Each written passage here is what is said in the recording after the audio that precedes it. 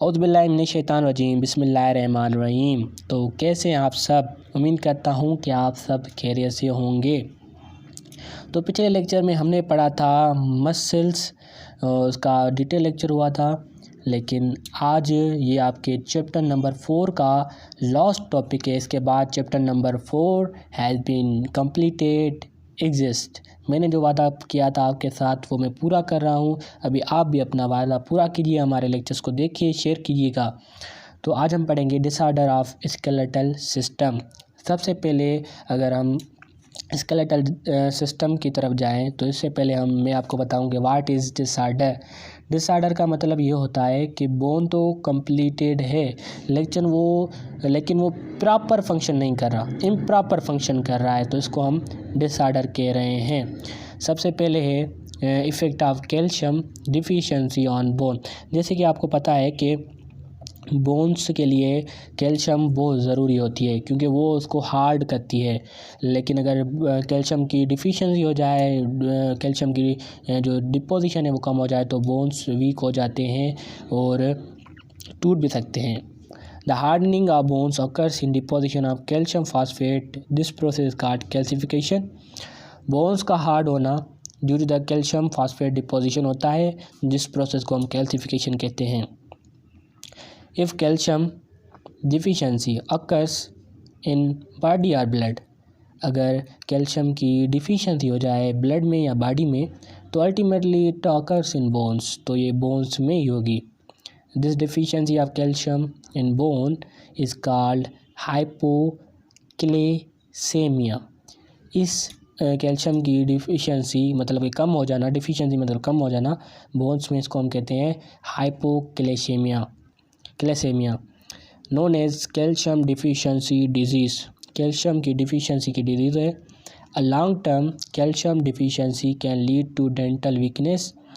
जो long term बड़ी calcium की डिफिशिएंसी होगी तो वो हमें ले जाती है डेंटल वीकनेस। हमारे जो टीथ होते हैं वो भी कैल्शियम की नीड होती है उन्हें भी, तो ये वीक हो जाते हैं। ओस्टियोपोरोसिस हो जाती है। ओस्टियोपोरोसिस का मतलब होता है बोन्स का वीक हो जाना, वो फिर इजीली ब्रेक हो जाते हैं। लेकिन जो ओस्टियोपोरोसिस आप देखें तो जो बड़ी एज वाले बंदे होते हैं, ह्यूमंस होते हैं, उनमें होती है बड़ी एज, तो उनके फिर बोन्स कम वीक हो जाते हैं, पोरस हो जाते हैं। द चाइल्डहुड रिकेट्स, और चाइल्डहुड में रिकेट्स हो जाती है due to the deficiency of vitamin D. Osteoporosis is a disorder related to aging process. ये मैंने आपको बताया, ओस्टियोपोरोसिस जो होती है वो एज से रिलेटेड एक डिसऑर्डर है। इसमें क्या होता है, in this condition the bones become porous और मोर स्पंजी। ये कंडीशन है जिसमें बोन्स क्या होते हैं, पोरस हो जाते हैं, उनमें पोर्स हो जाते हैं और स्पंज देखिए ना उसकी तरह हो जाते हैं। थिनर एंड वीकर, थिन हो जाते हैं और वीक हो जाते हैं, कमज़ोर हो जाता है। सो दैट दे बिकम फ्रेजिल, ये टूट भी सकते हैं। In this condition a slight injury break the bone. थोड़ी सी इंजरी आई ना, बोन टूट जाएगा। अगर हम ऑस्टियोपोरोसिस को देखें तो ये कॉमन होती है फीमेल में देन मेल। ये पॉइंट याद करने की है, जो कॉमन होती है वो फीमेल में होती है देन मेल। उसके बाद है रिकेट्स। ये क्यों होती है, ये होती है due to the lack of vitamin D deficiency, और ये चिल्ड्रन में होती है। Rickets is the softening and weakening of bones in children. इसमें क्या होता है कि बोन्स सॉफ्ट हो जाते हैं और वीक हो जाते हैं चिल्ड्रन में। ये क्यों होते हैं, due to the extreme and prolonged vitamin D deficiency. उनमें विटामिन डी की डिफिशिएंसी हो जाती है। और इसमें क्या होता है कि चिल्ड्रन के बोन्स जो होते हैं वो वीक होते हैं और वो कर्व हो जाते हैं। मतलब कि ये दोनों चीज़ें आपको याद रखनी है, एक वीक हो जाएंगे और एक कर्व हो जाएंगे। Vitamin D plays vital role in absorption of calcium. Vitamin D जो होती है वो इम्पॉर्टेंट रोल अदा करती है कैल्शियम आयंस को एब्जॉर्ब करने में। अगर विटामिन डी की डिफिशियंसी हो जाए बोन्स में तो बोन्स वीक हो जाते हैं और कर्व हो जाते हैं। जैसे आप ये पिक्चर्स में देख रहे हैं डायग्राम में एक बच्चे की है, तो ये देखें पहले नॉर्मल जो इंसान है उसके बोन्स स्ट्रेट हैं और जो रिकेट्स का मरीज़ है उसके देखिए बोन्स क्या है, वीक हैं और कर्व हो गए हैं। दूसरा जो डिसऑर्डर है वो है arthritis. It is the painful condition of joints.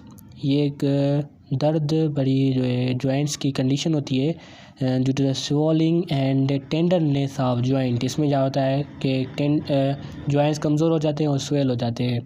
अगर हम आर्थराइटिस के सिम्टम्स देखें तो एक जॉइंट पेन है और टेंडरनेस और स्टिफनेस, जो जॉइंट है वो कमज़ोर और जो है सख्त हो जाते हैं। इन्फ्लामेशन होती है, जलन होती है इन अराउंड द जॉइंट और restricted movement of joint.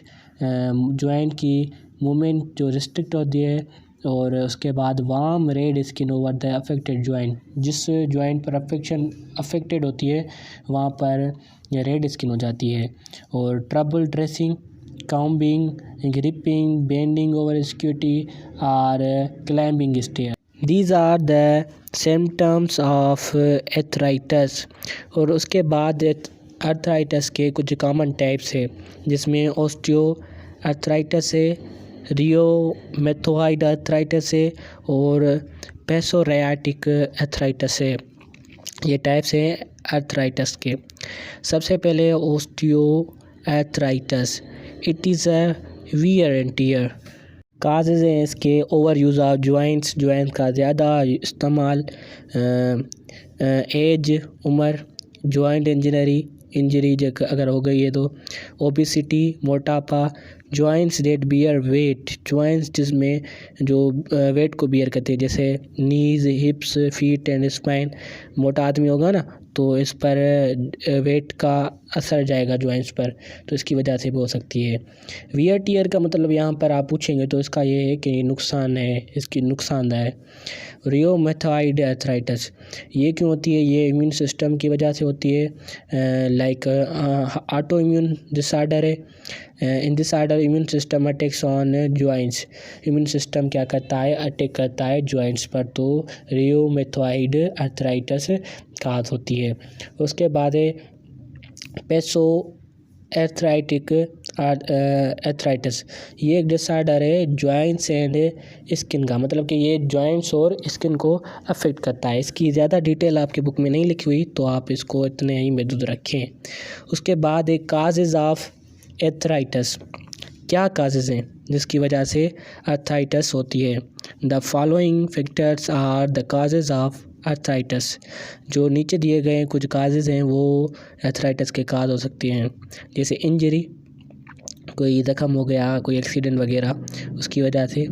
Abnormal metabolism, जब नॉर्मली मेटाबॉलिज्म फंक्शन नहीं करता, एबनॉर्मल मेटाबॉलिज्म हो जाएगा तो उसकी वजह से भी हो सकता है, या कोई इन्फेक्शन उसकी वजह से, या ऑटो इम्यून सिस्टम की वजह से, जेनेटिक मेकअप की वजह से, reduction in normal amount of cartilage और सिनोवियल फ्लूइड, इसकी वजह से। मतलब कि अगर हम काज को देखें तो या तो जीन की वजह से इसमें काज हो सकता है, या वायरस अफेक्ट कर रहा है इसकी वजह से, या एज उम्र के हिसाब से, या फैट एक्यूमुलेट हो जाता है इसकी वजह से। अब है role of obesity in arthritis. हमने पढ़ा है कि आर्थराइटिस ओबेसिटी की वजह से होता है, तो उसका क्या रोल है? Obesity puts stress on joints. आपको पता है मोटापा होता है, मोटा इंसान होता है तो वो स्ट्रेस डालेगा जॉइंट्स पर, स्पेशली नी पर होता है, और ये क्या कराता है? पेन करवाता है और develop worse condition in arthritis damage, worse condition हो जाती है इसकी।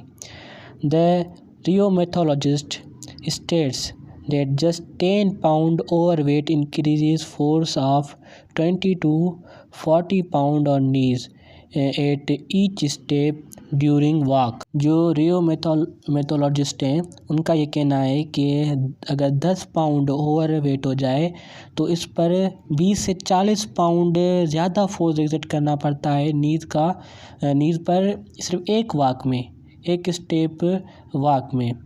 The excessive fats tissues release high levels of cytokines proteins. जो एक्सेसिव फैट टिश्यू होते हैं वो रिलीज़ करते हैं साइटोकाइंस प्रोटीन्स हाई लेवल में, और ये क्या करवाता है, ये इन्फ्लामेशन करवाता है बॉडी के थ्रू आउट। और the same protein produced by joints, same ही प्रोटीन जो कि जॉइंट्स से प्रोड्यूस होती है during rheumatoid arthritis, it makes existing joint inflammation more worse. ये जो एग्जिस्टिंग जॉइंट होता है, मौजूद जॉइंट होता है, उसको और भी ज़्यादा वर्स कंडीशन में इन्फ्लामेट करता है, और ये डिजीज़ जो है डिसऑर्डर है ये बढ़ता चला जाता है। आई होप कि ये लेक्चर आपको पसंद आया होगा, और यहाँ पर आपका चैप्टर नंबर 4 कंप्लीट होता है। आई होप कि आपको हमारे लेक्चर्स पसंद आए होंगे। अगर आपने हमारे पिछले लेक्चर्स नहीं देखे हैं तो आप प्ले लिस्ट में जाकर देख सकते हैं। आई होप कि आपको हमारे लेक्चर्स पसंद आ रहे होंगे। अगर पसंद आ रहे हैं तो वीडियोस को लाइक कर दीजिएगा और अपने फ्रेंड्स के साथ ज़रूर शेयर करिएगा। तो आपका चैप्टर नंबर 4 यहाँ पर ख़त्म होता है। उसके बाद हम चैप्टर नंबर 5 के तरफ पढ़ेंगे, और उसके बाद चैप्टर नंबर 3 जो रहा हुआ है जूलॉजी पोर्शन, वो भी हम स्टार्ट करेंगे इंशाल्लाह।